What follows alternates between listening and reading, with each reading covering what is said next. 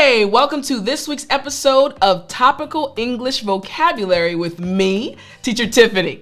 In this week's episode, I'm going to teach you 5 English vocabulary words related to politics. Now, this lesson is going to help you a lot. In the world that we're living in, you're going to be brought into situations where you have to discuss politics.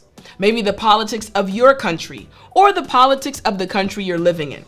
And I want to make sure that you are equipped with the right vocabulary words. So, are you ready? Well then, I'm Teacher Tiffani. Let's jump right in. All right, we're going to get started with our very first vocabulary word. The very first vocabulary word you need to understand related to this topic is campaign. Good. Again, campaign. Excellent. All right. This term campaign literally just means the organized effort to get a candidate elected to office. The organized effort. So I want you to think about your own country, right? You're trying to elect a president or maybe someone that's like a governor in your area, right? You're trying to elect someone. Well, in order for that person to get elected, they have to have a campaign. They have to have people around them promoting them, whether it be with images, whether it be with videos, some plan in order to get people to know who they are and what they plan to do. Again, organized effort to get a candidate elected to office. Make sense? All right, great. Let's go to the example sentences. Here we go. The political campaign is in full swing, with rallies and debates happening all over the state. Next, the candidate focused her campaign on issues like education and job creation. And finally, running a successful campaign requires a lot of time, money, and effort. You got it?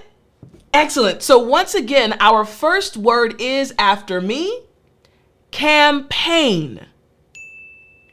Very good. All right, let's move on to the second word. This word is also very important. I want you to repeat after me. Conservative. Good. Again, conservative. Excellent. Now, this term conservative literally just means favoring traditional values and slow change. This term can also be a noun referring to someone with these beliefs. The key for this term is traditional values. So when someone has a traditional value, or when someone thinks based on traditional values, some people might say they are old school, right? They are thinking in a way that people in the past thought. For example, I am a Christian, right? So I am considered a conservative. Why? I have traditional values. Certain things I don't think should be done. Certain things I don't think should be said. I am a conservative. Again, someone who favors or literally follows tradition or has traditional values. Make sense? All right, let's check out these example sentences. Here we go. Here's the first example sentence. The conservative politician argued for lower taxes and less government regulation. Next, conservative voters tend to prioritize fiscal responsibility and national security. And finally, there's a growing debate between conservative and liberal viewpoints on many issues. Conservative and liberal. Before we move on, I want to explain these opposites. Conservative and liberal. Conservative, again, an individual who has traditional values. What do you think the opposite, which is liberal, would follow? That's our next word. All right, here we go. So number 2, again, after me. Conservative. Excellent. What was number one? Ooh, good memory. Yes. Number one again after me, campaign. Great job. All right. Now let's move on to the opposite of a conservative. We have number three after me, liberal. Good. Again, liberal. Excellent. Now, a liberal, this literally refers to an individual or describes someone who favors social progress and reform. This term can also be a noun referring to someone with these beliefs. They want social progress and they want reform. It's very interesting because I am conservative, right? Because I am a Christian, I have many Christian values, right? But I also want to see progress in our society. I want to see progress amongst the Black community and also minorities. But I'm still a conservative. So it's interesting as I'm looking at these definitions with you. Now, a person that is extremely liberal does not necessarily have traditional values at all. They are more focused on progress and reform. They are mainly looking at, hey, let's change things. The old ways are bad. Let's do it new. Let's do it in a new way.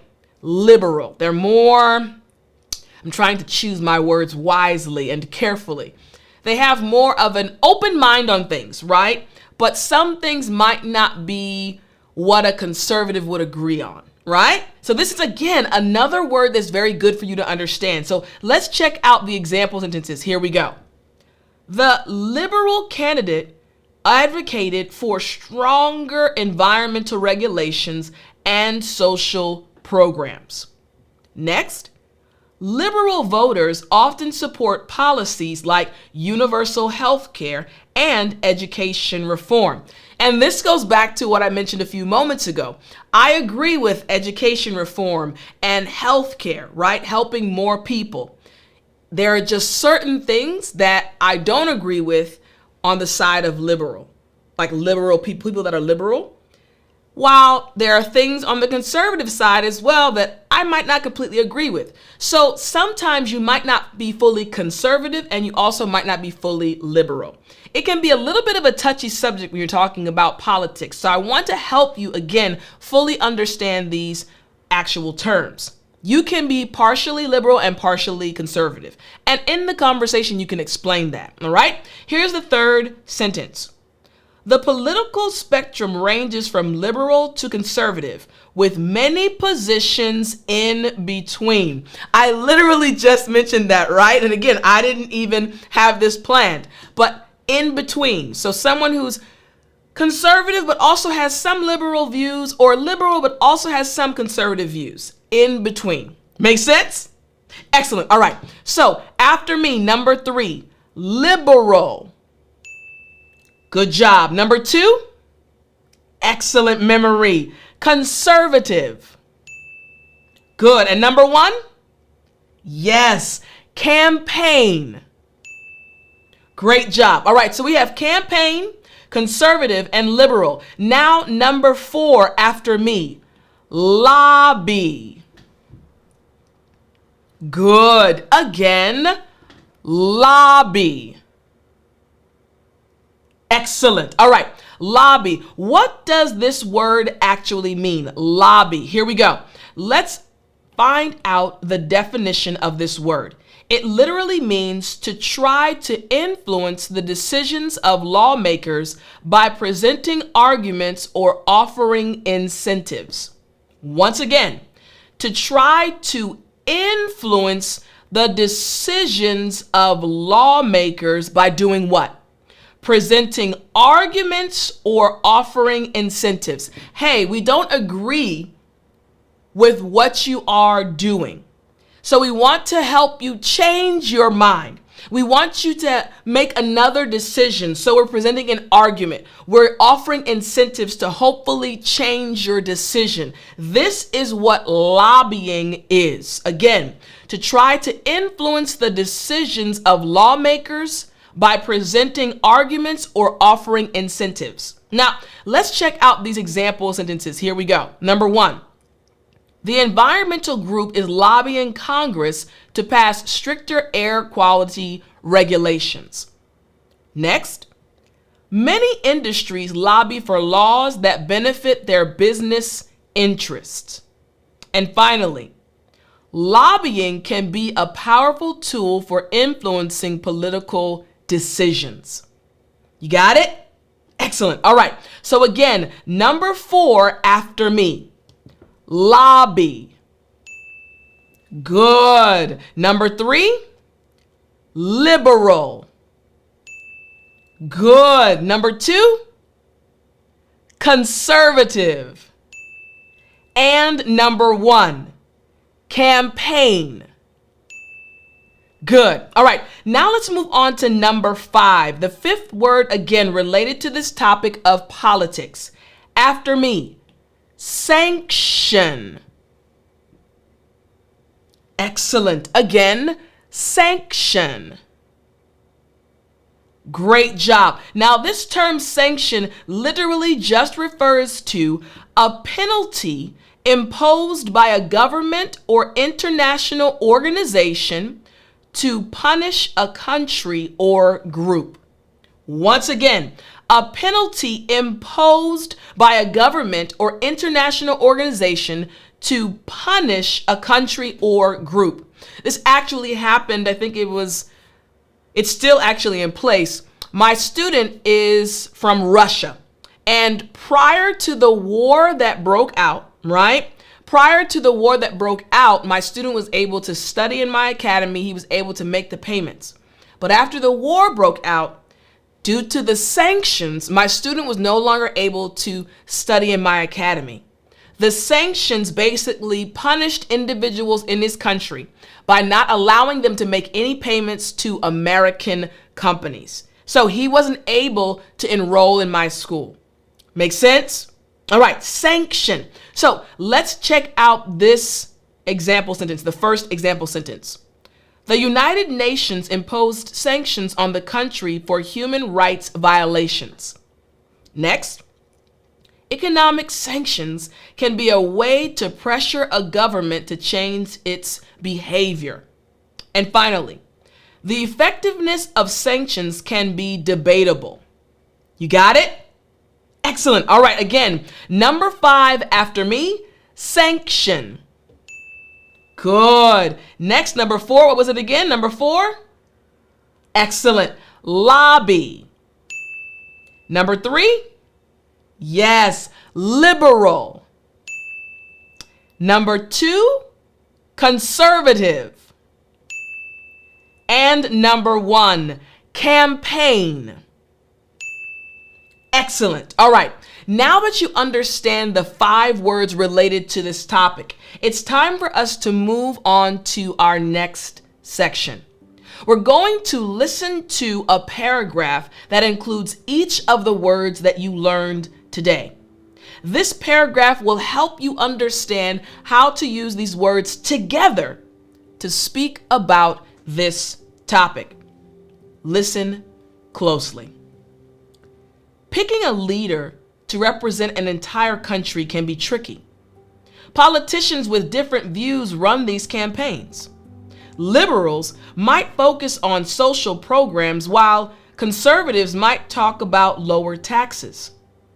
People who lobby try to convince politicians to support their causes, like protecting the environment or businesses. Also, in some cases, countries might use sanctions to pressure others to change. It can be a very delicate topic, but in the end, voters decide who best represents them based on these ideas. This is an excellent example of how to use each of these words during a conversation. Again, we had 5 words and we heard them as we listened to this paragraph, as I read it to you and you listened. We had campaigns, liberals, conservatives, lobby, and sanctions. These words are going to help you speak more fluently about this topic of politics. Now, I hope you enjoyed this lesson. Don't forget, if you want to get emails from me each and every day from Sunday to Friday with brand new English vocabulary words, all you have to do is go to www.dailyenglishvocabulary.com and sign up for my free email newsletter. You'll join well over 30,000 English learners around the world getting these emails and improving their English vocabulary. I hope you enjoyed the lesson, and I'll talk to you next time.